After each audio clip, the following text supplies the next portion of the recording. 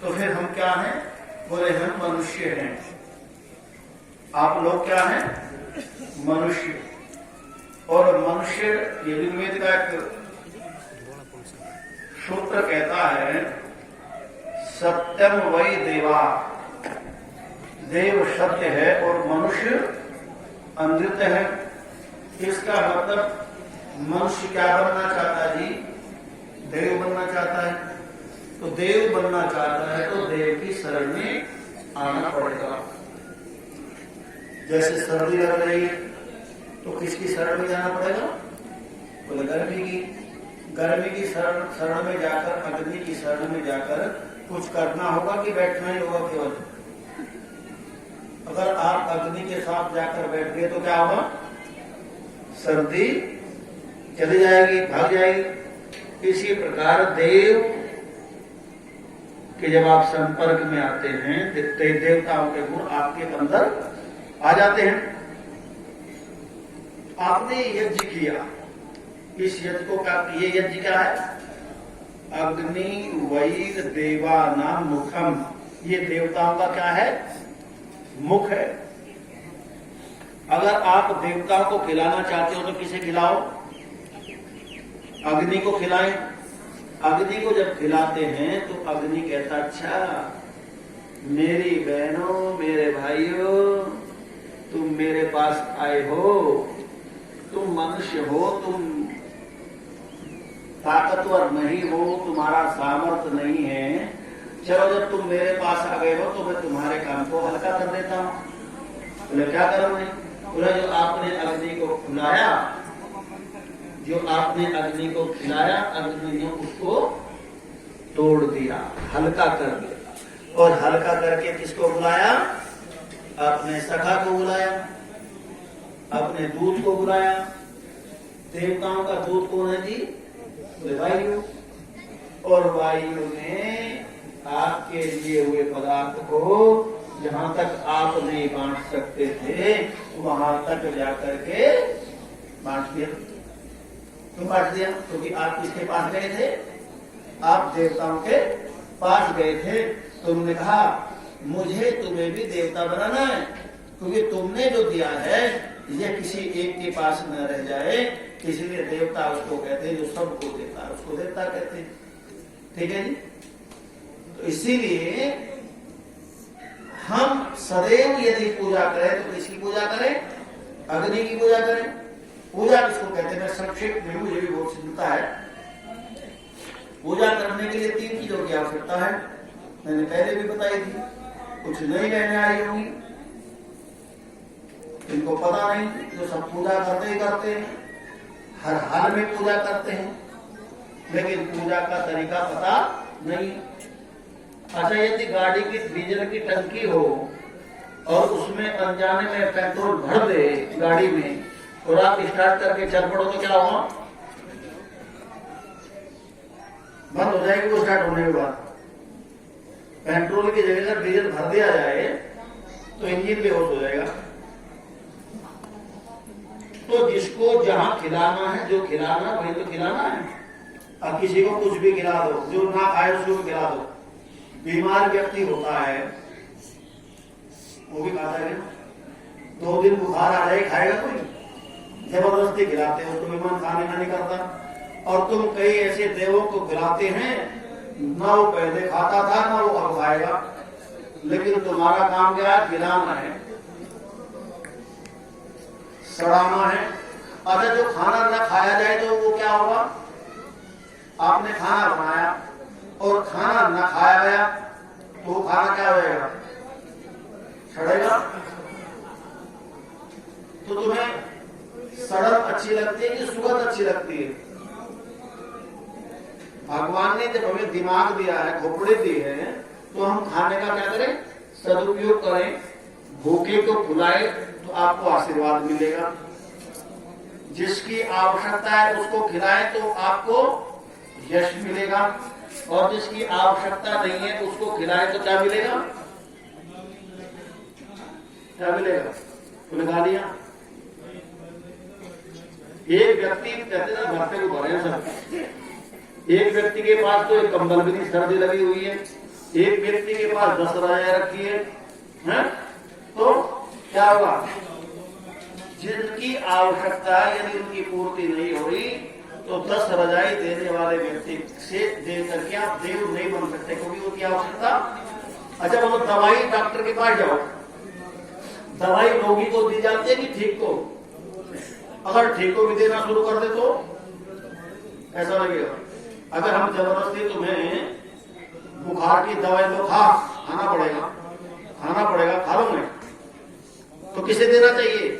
जिसको आवश्यकता है, यदि उसे आप दे रहे हैं तो वो आपका कर्तव्य है, वही आपका धर्म है, वही आपका देवत्व है। तो आप इस यज्ञ की शरण में आए हैं तो क्या बन गए? देव बन गए। जो भी आपने इसको खिलाया है, इसने खिलाकर आपका सबको बांट दिया।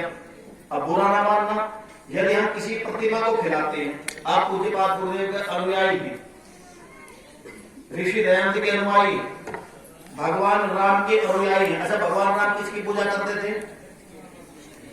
शिव जी की। और शिव जी इसकी? शिव कहते हैं बच्चों कल्याण करने वाले को। शिव किसको कहते हैं? कल्याण करने वाले। और शिव नाम परमात्मा का है। जब शिव के 3 स्वरूप होते हैं, भगवान के 3 स्वरूप होते हैं, उत्पन्न करने वाला ब्रह्मा, और फिर पालन करने वाला विष्णु, और संहार करने वाला शिव। शक्ति एक ही है, शक्ति एक ही है। जैसे वेदपाल जी, किसी के भाई, किसी के बाबा, ये बेटी पुष्पा के पति, अपने पिता के पुत्र, तो अलग अलग संबंध हो गई। इसी प्रकार परमात्मा की शक्ति एक है। हम शक्ति के ऊपर लड़ रहे हैं। पहले मैं भोला का भगत, इसमें विष्णु का नाम क्यों ले दिया? पहले मैं तो ब्रह्मा जी का हूं, विष्णु बिल्कुल बेकार है। अरे अग्नि तो अग्नि है, अग्नि यहाँ की रही हो, चाहे बरनावा की रही हो, चाहे अमेरिका की रही हो, अग्नि का काम तो जलाना है। अग्नि तो अग्नि है। परमात्मा तो परमात्मा है। परमात्मा की शक्तियां काम करती है। परमात्मा की जो शक्ति है उसको गौणित नाम से पुकारा जाता है। इसीलिए परमात्मा के नाम पर झगड़ा करने की आवश्यकता नहीं, परमात्मा को देखने की आवश्यकता है। अगर हम किसी भी प्रतिमा को खिलाएंगे, मूर्ति को खिलाएंगे, तो वो खाएगा क्या?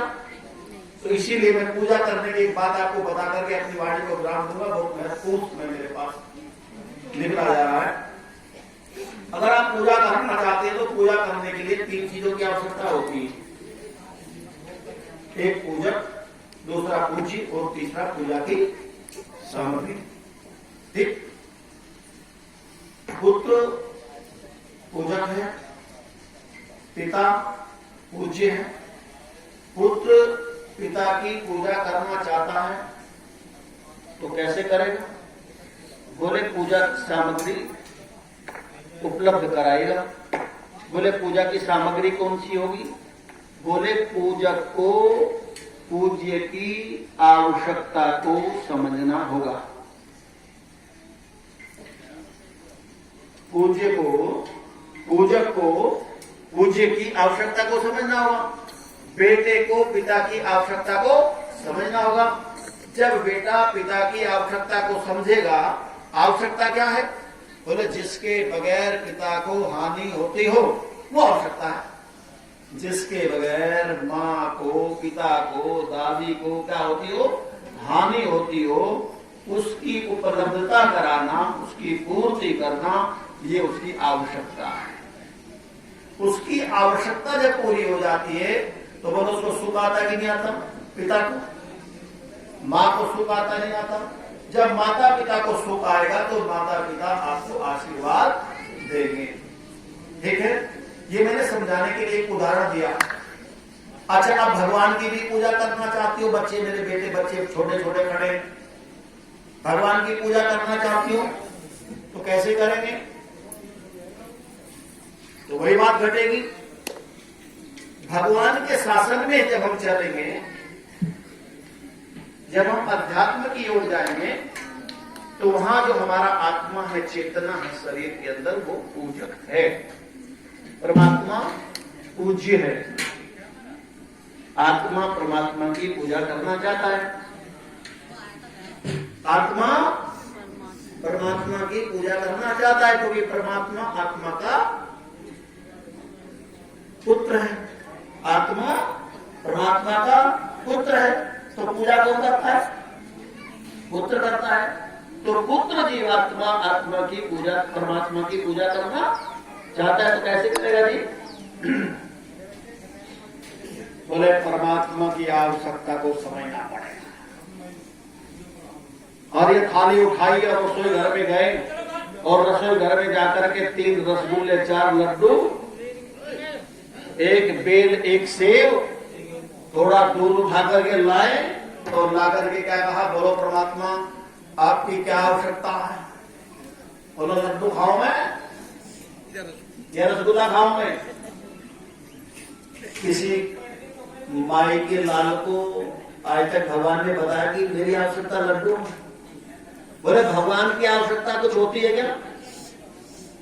आप भगवान की आवश्यकता पूरी कर सकते हो? यदि आप भगवान, अच्छा आप बड़े हो कि भगवान बड़ा है? आप ताकतवर हो कि भगवान ताकतवर है? जब भगवान बड़ा है तो आप भगवान की आवश्यकताओं की पूर्ति कर सकते हो? आवश्यकता उसकी होती है जो कमजोर होता है। इसलिए हम भगवान कहते हैं, अरे मेरे पुत्र मूर्खानंद आ गया, मेरी कोई आवश्यकता नहीं। ये जो फूल है, ये जो लड्डू है, जो मेवा है, ये जो फल है, ये सब मैंने तेरे लिए तो बनाई थी, तेरी आवश्यकता है, मेरे लिए नहीं है।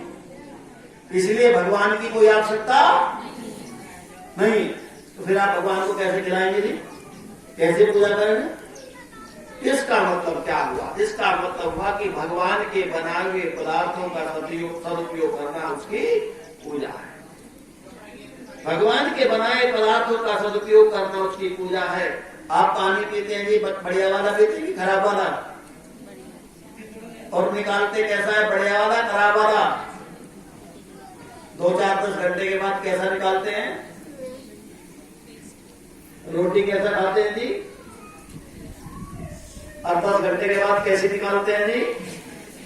अरे तुमसे तो बढ़िया, हमसे बढ़िया पशु, कम से कम पशु के साथ बैठ करके गोबर करता तो रोटी तो खा लेते हैं। और ये मनुष्य का बच्चा गोबर करते तो रोटी खाएंगे?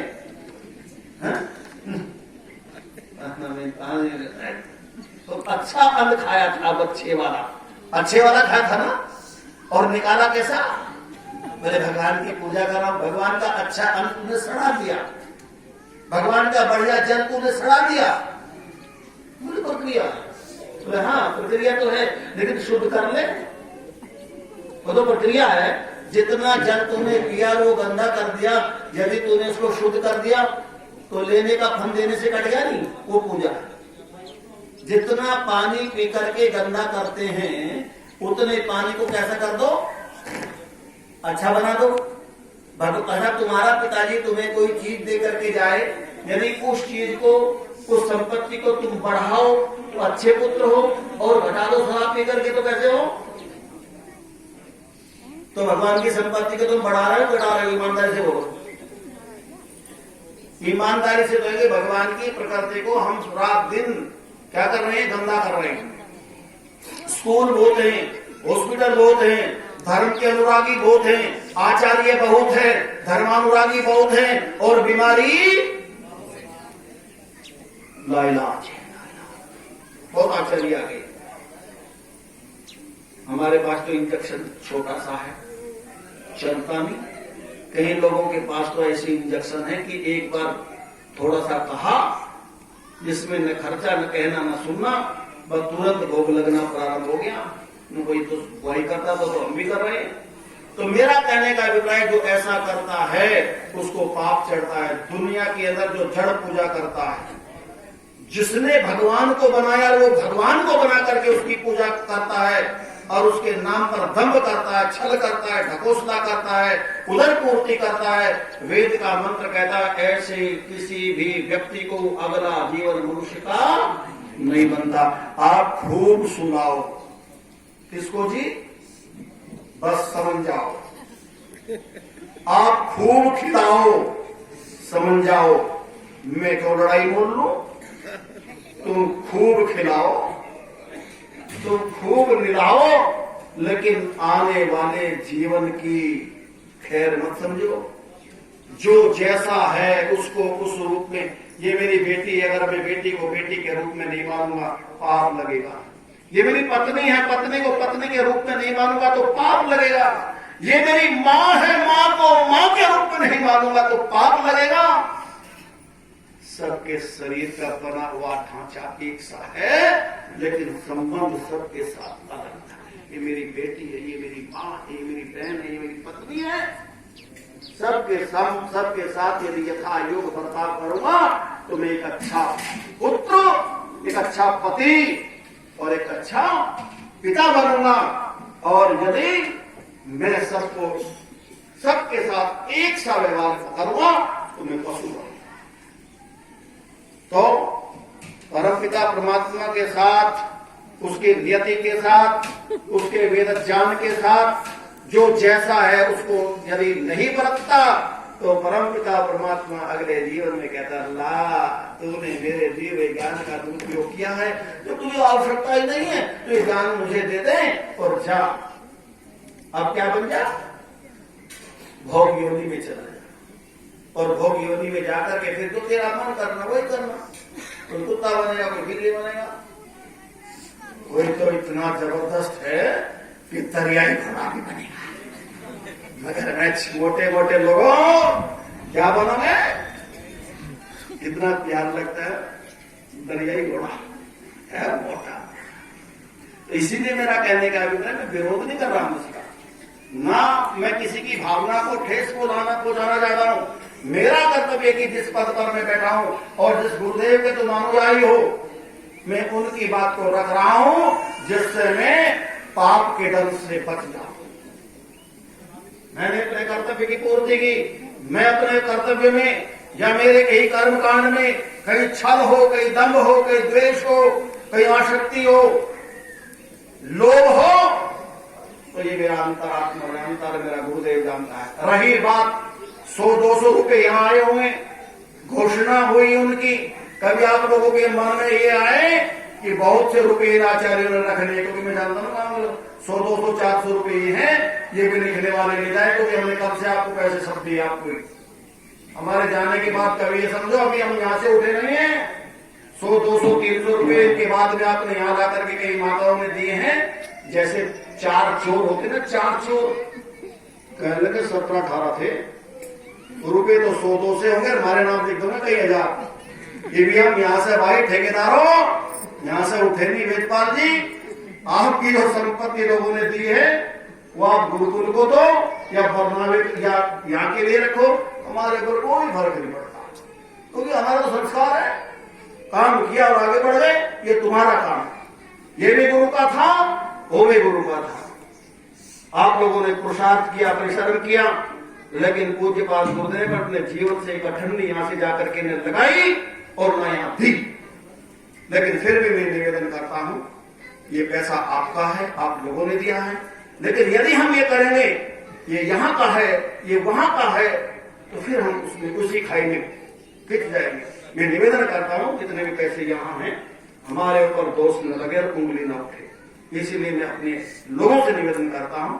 कल भी मैंने देवेंद्र जी को यहाँ से बार बार कहा था कि जो भी हो वहां ले जाकर के दे दो, क्योंकि लोग यहाँ आते हैं तो हम बोल देते हैं, हमारा कोई मत नहीं। क्योंकि आज हम ले गए, कल हमें देना पड़ेगा। जैसा मैं कहता हूं वैसा मैं बनूं, क्योंकि कल मुझे भी वही बनना। क्या है, अगर 10 रुपए, 200 रुपए, 400 रुपए, 1000 रुपए लेकर चले भी गए तो होगा क्या?